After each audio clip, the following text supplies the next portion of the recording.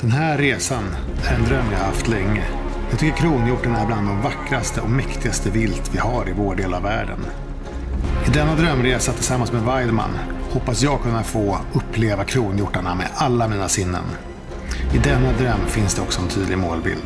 Ett möte med en riktig kapital kronhjort.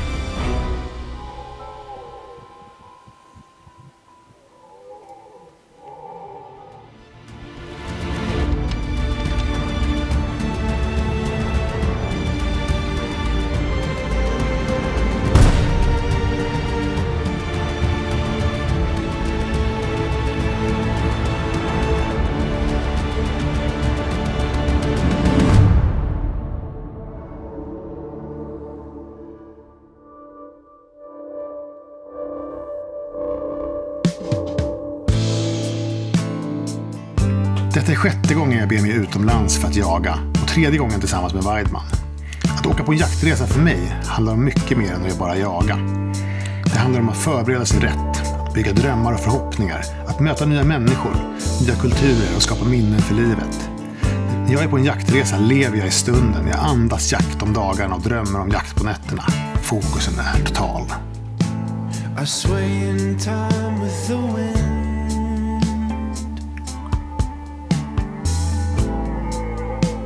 With open eyes and open arms, I slip into the quicksand.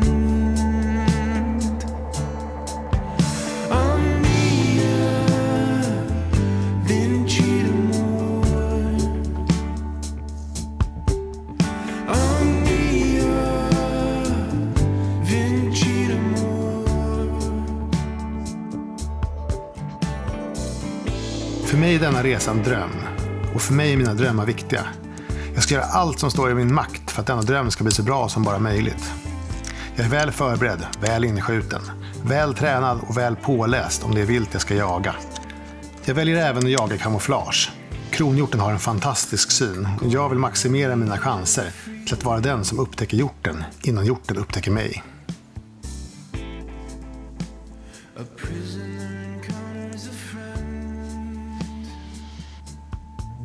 Okej, nu är vi på plats i Polen.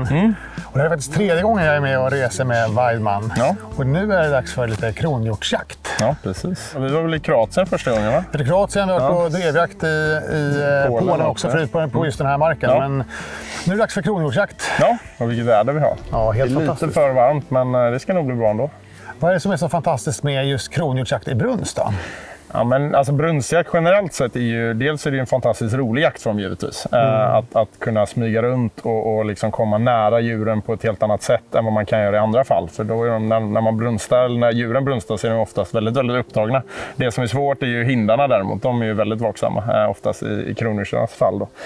Men den stora tjusningen också ur ett förvaltningsperspektiv är att man faktiskt kan få möjlighet att se och liksom imitera allt vilt som finns på markerna. För att här i Polen till exempel så jagar vi på 20 000 hektar på just detta reviret. Men själva ytorna vi jagar på, om man säger faktiskt jagar på, är ju betydligt mindre. Och det är ju för att hjortarna just kommer till olika brunskruppar och olika områden där de faktiskt brunstar. Så du får en helt annan överblick över vilka hjortar du har på marken. Och då ur ett förvaltningsperspektiv så är det mycket lättare att ta rätt urval. Hitta de här stora gamla hjortarna som vi söker efter helt enkelt här nere. Så det är betydligt lättare än när det inte är brunst helt enkelt. Och även ur ett jaktligt perspektiv, när vi går ut på morgonen här i Polen så då är det oftast mörkt. Vi åker upp liksom 4 på morgonen, går vi upp och så åker vi ut i skogen. Och sen så kör vi ut på marken, så stannar vi bilen och sen så öppnar man dörren och går ut. Och sen är det bara, börjar man lyssna på det här magiska ljudet av brunstiga hjortar, brölandet överallt och så. Det här vädret vi har nu, liksom sensommarvärmen i september. Solen ligger på lite gott sådär liksom, och man kliver ut nu på kvällen och som sakta men säkert så lugnar skogen ner sig och sen kommer hjortarna igång och brunsten och brölet. Ja, det är magiskt det. Magiskt det. Vår guide Piotr är en sammanbiten man som jag har enorm respekt för. Precis som den där stränga gympadäraren jag vet, som man ville att skulle tycka om en.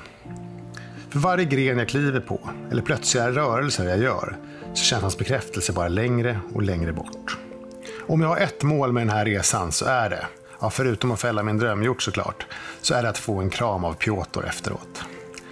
Men en high five hade jag nog också nöjt mig med. this young tree. Yeah. It's 150 meters. Yeah. Perfect.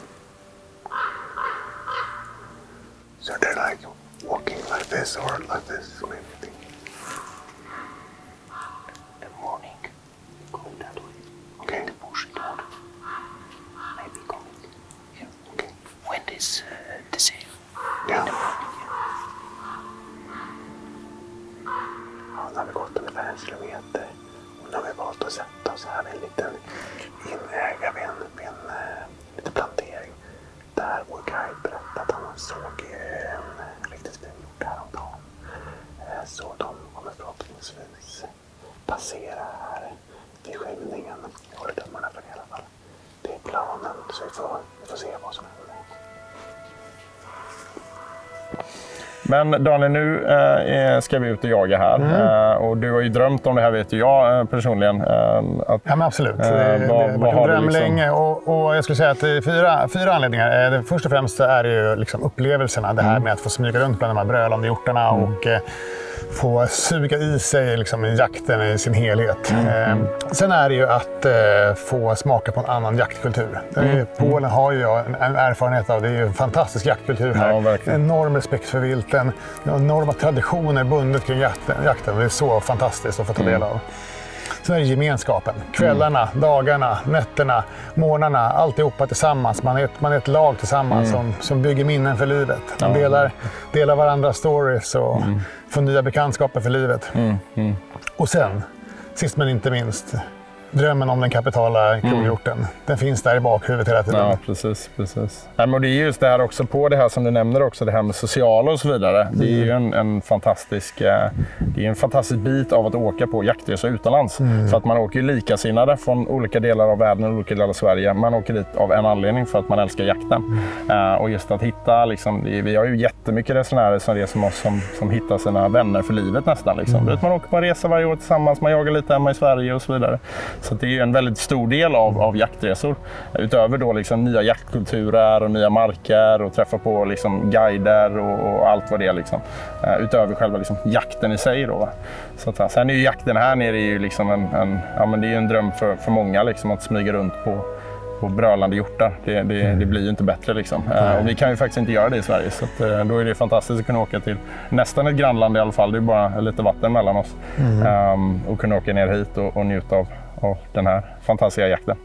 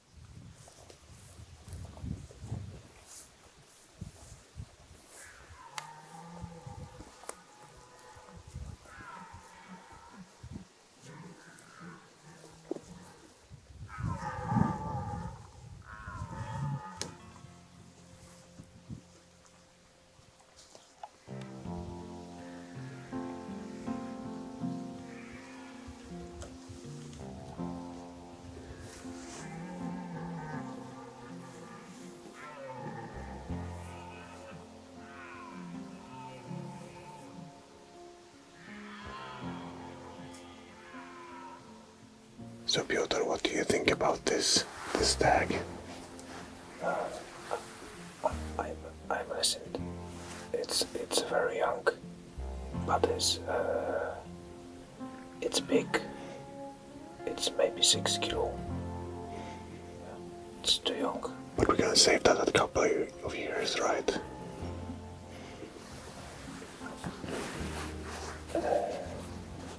Behind 3 years, maybe it's good. Okay, perfect. It's about 7 years old now. I think 7, yeah. For me it's 7. Okay. 7 years maximum. Okay. We will be here for 30 minutes maybe. So 10 minutes is good. I think it's good. yeah, it's good light. So we can see.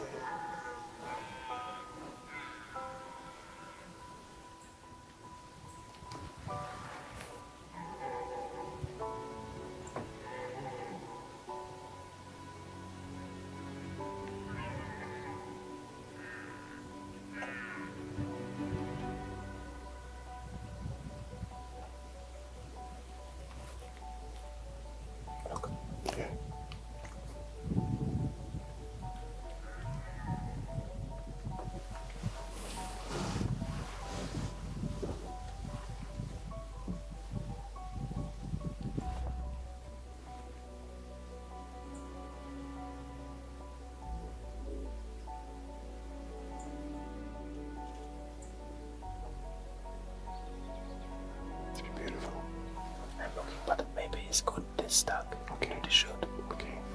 It's not 12 point.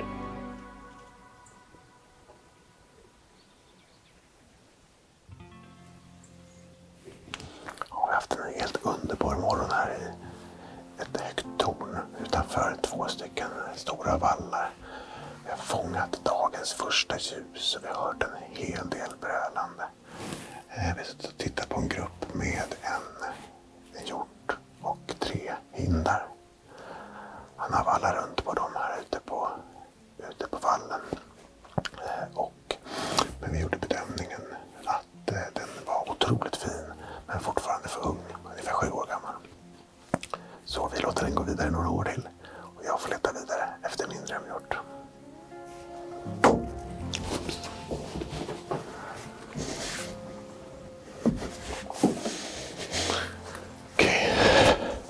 Okej, vi ska dra tillbaks nu. Men Piotr tyckte det var en bra idé att komma tillbaks ikväll igen till precis det här stället. Så man vet om att det finns fler hjortar i området. Både unga och äldre. Så kör vi lite frukost. Och Viktor. Här Viktor. Ta frukost. Gott. Påskäppel.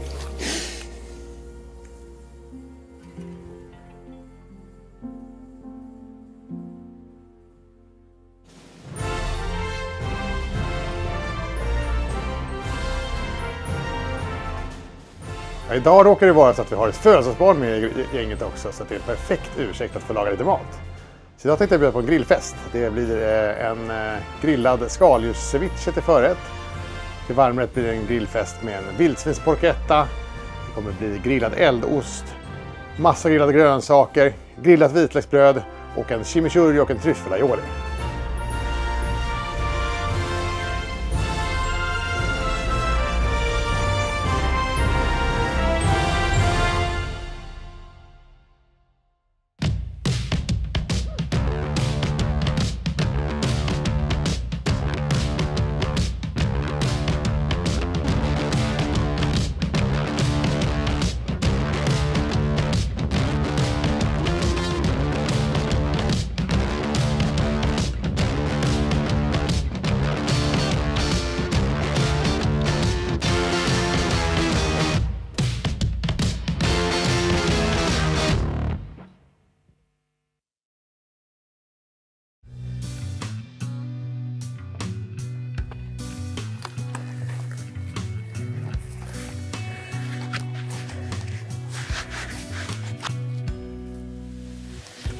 Okej, nu är det dags för kvällsjakten här och vi ska planen att vi ska sätta oss i samma torn som vi satt i morse.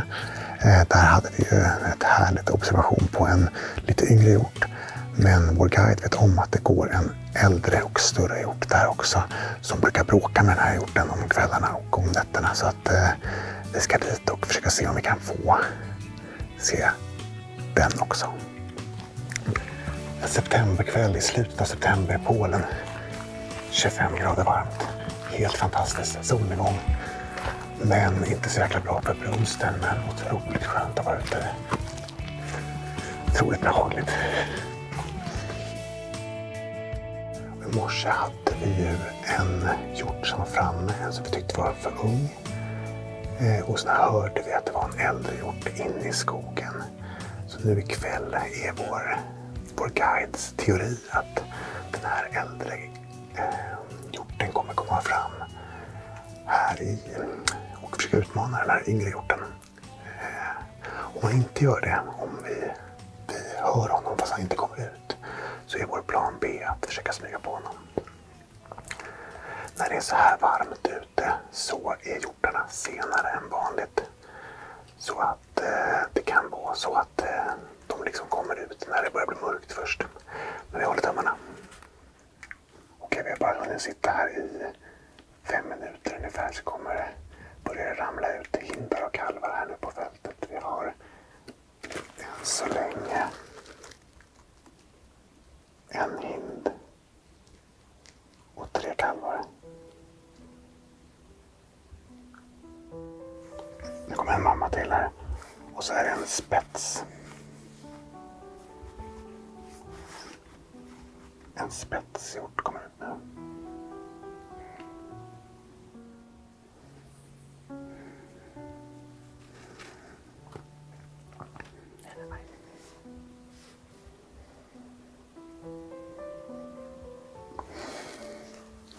Wow, vilken vacker räv. Så otroligt härliga färger. Och nu när man hörde första brölet då kittlar det till hela ryggraden. Det här är så fantastiskt härligt att sitta här. Jag njuter till 100%, 200% kanske.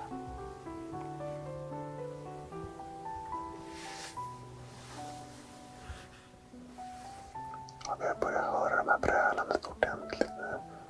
Än så länge har vi bara ute en hind och en spets här. Och vi har fått höra nu att de som brölar, de lär sig ungefär att börja bröla när de blir 5 år. Så att det är de som är lite äldre som brölar. De här spetsen och sånt har inte lärt sig det än. Men när de kallar unga och äldre hjortar här så är det unga hjortar upp till 8 år ungefär. Och sen de äldre hjortarna är 10 till 12 år. Och det är de vi ska sikta på. Inte de yngre brölande hjortarna. Here they come. Ja.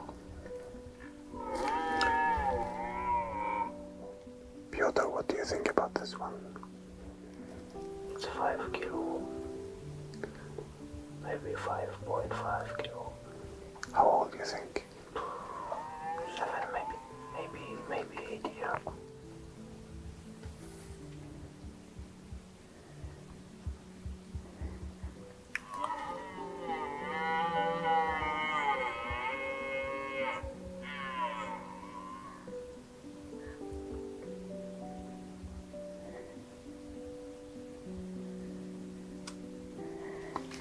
It's really beautiful.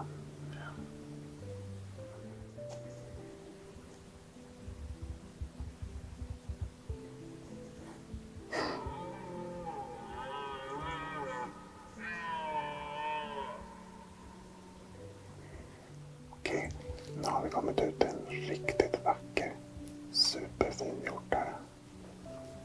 Den är, vid första anblick tycker jag att den är helt fantastiskt fin, men Piotr berättar att han tror att den är ungefär 7 år och att den har lite mer kvar att ge.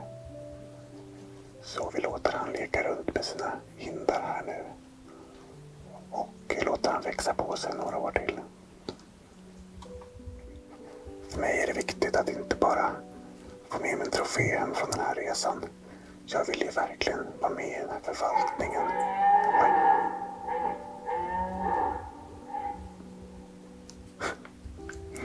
Jag vill ju verkligen vara med i den här förvaltningen och välja ut rätt hjortar.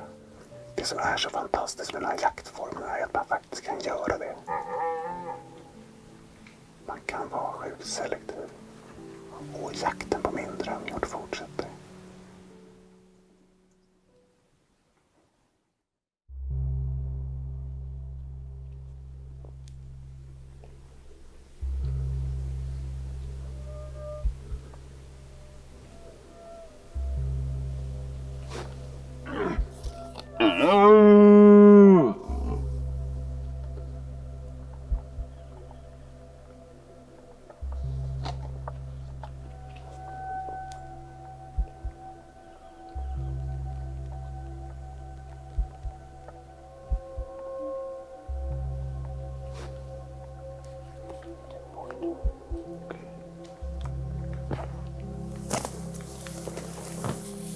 Under en smygjakt under brunsten kan planen ändras tvärt under jakten.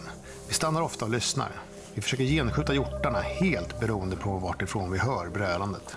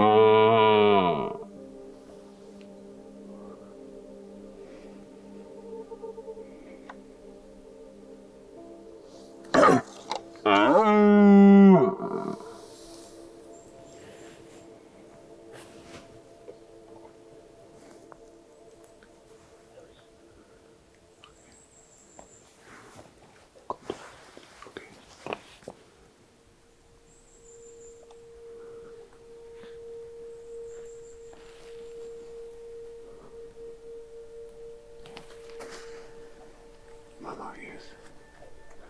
I see her now.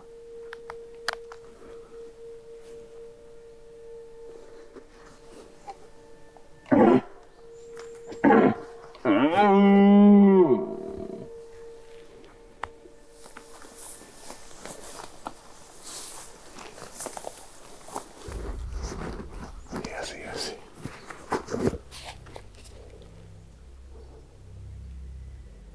Oh, it's nice.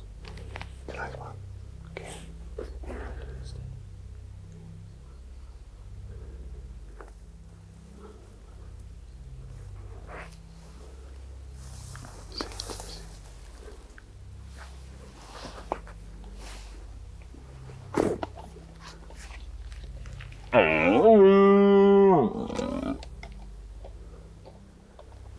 Do you see them still?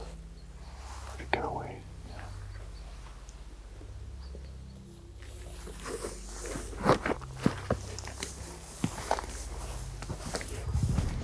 That was next. Okay.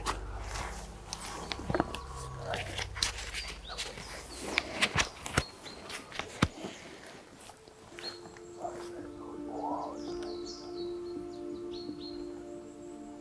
Don't move now. It's super select. Vi har fått syn på ett par riktigt grova horn som sticker upp ur det höga gräset.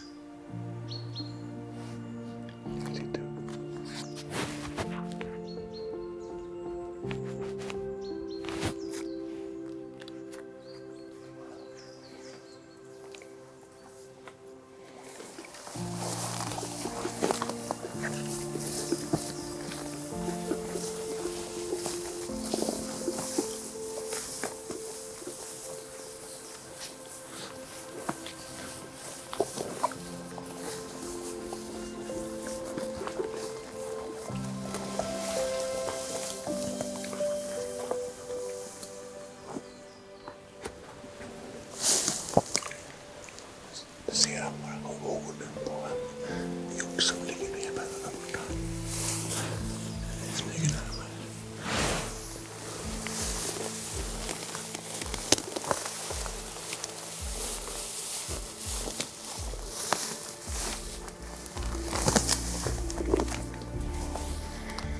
$120. Look that way. Look in. Ja. It's okay.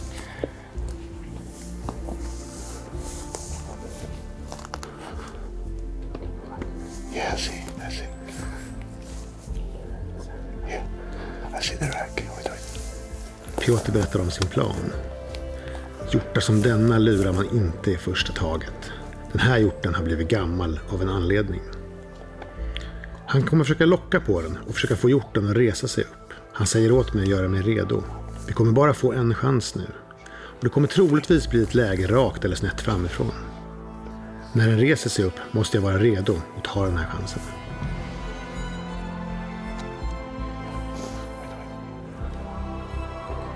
Yeah.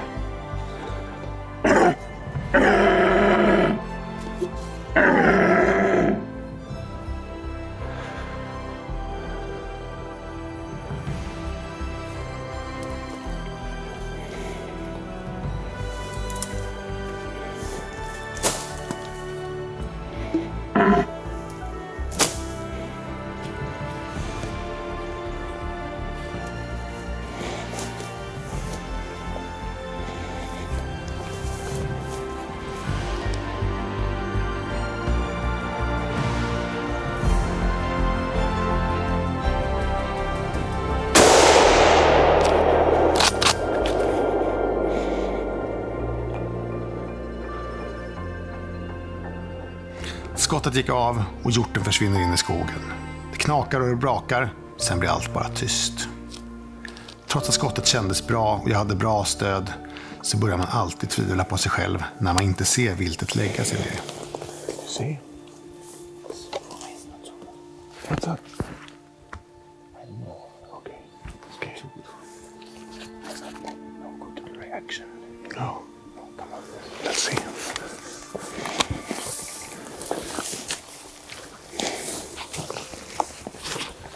Okej, jag skjuter på hjorten. Den slog snett framifrån. 120 meter ungefär. Vi får se hur det gick. Nu ska vi gå fram och kolla startplatsen.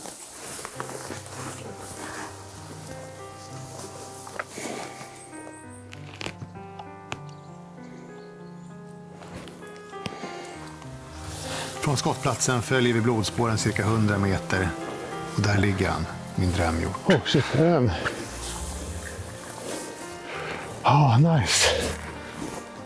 Så fantastiskt skönt. All oro försvinner, lite glädje, lättnad. Lovely.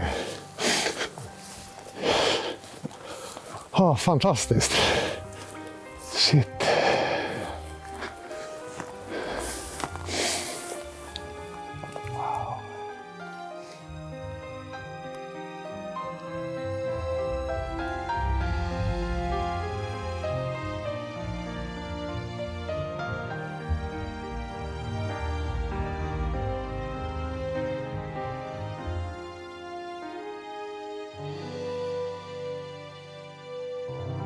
Det här var helt fantastiskt, jag finner inga ord.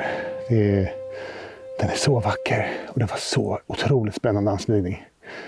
Det var helt galet.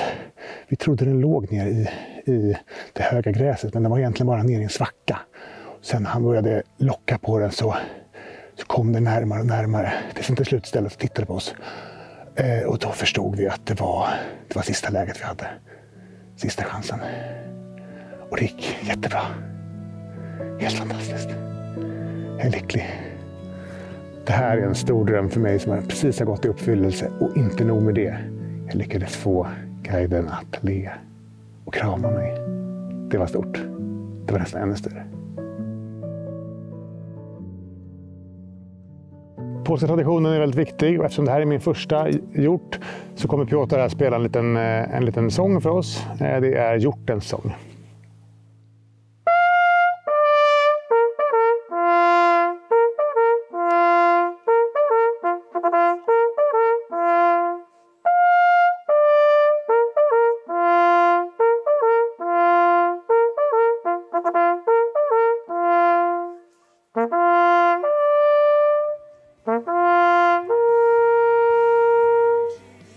Innan jag åkte på den här jaktresan förstod jag inte hur gripig jag skulle bli av den polska jaktkulturen och deras enorma respekt för viltet.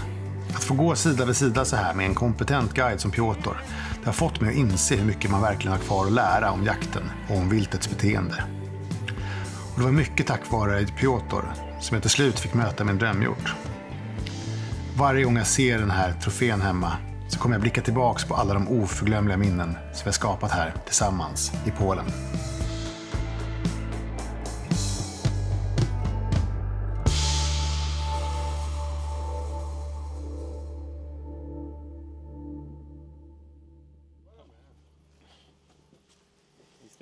We buy this in Szczecin. Okay? It's old. Where's that? No, that's a second. Det måste vara Daniel. Det där känner jag igen där borta. Så, nu har jag precis borta och hämtade ett gäng av troféerna medan grabbarna fick sig en öl efter jakten här. Så att de är jäkligt snabba här i Polen. Så de kokar dem, gör dem färdiga och blekta innan vi åker hem. Så man får med sig alla troféerna hem samtidigt egentligen.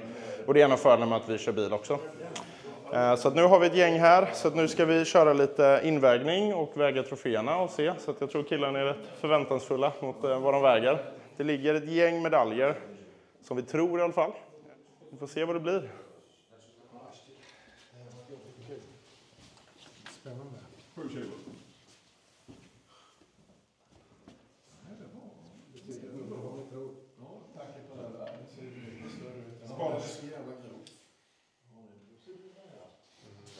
Det är rätt häftigt att de har alltså bilder på alla hjortar som någonsin har skjutits här. Ja, men det är kul. Ja. Eller i modern tid i alla fall. No na brzozach na 15 no, nagrywał. Ja, men nu när de mäter nu, vikten är ju en stor del när de mäter för medalj här på Kron också. Men det är inte som på råbocket till exempel när vikten är väldigt stor. Eller ger mycket poäng. Utan vikten ger lite poäng. Men här ger ju liksom tagglängden, antal taggar, symmetrin, utläggen. Utseendemässigt, själva pärlingen på hela kronhjorten också. Alla de olika grejerna ger mer poäng än själva vikten på just kronhjort. Så det är det de mäter nu då. Så först har de mätt hela hornlängden och nu mäter de tagglängden. på varje tagg. Och så ser du att din ögontagg till exempel är lite ojämn, så det ger inte lika mycket poäng. För högra ögontaggen är rakt fram medan den andra går upp som en traditionell gör. Och så mäter de rosenkransen, bredden på basen. Och det ger ju också en del poäng då. Får vi se vad det blir för valör på din rackare. Daniel? Yes. It's 181 point is bronze. Kul! Grattis! Kul! Verkligen!